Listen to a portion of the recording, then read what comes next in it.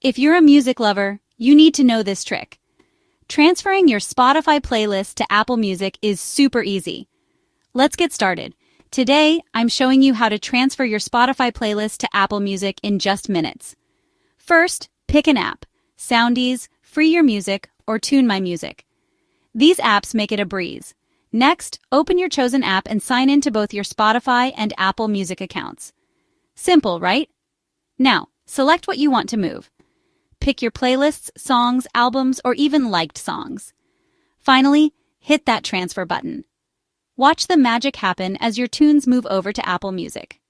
Bonus tip: some apps, like Soundees, let you synchronize your playlists so changes on Spotify reflect on Apple Music automatically. Remember, some apps might have free and paid versions with different features. Check for any limitations like maximum playlist sizes. And there you have it.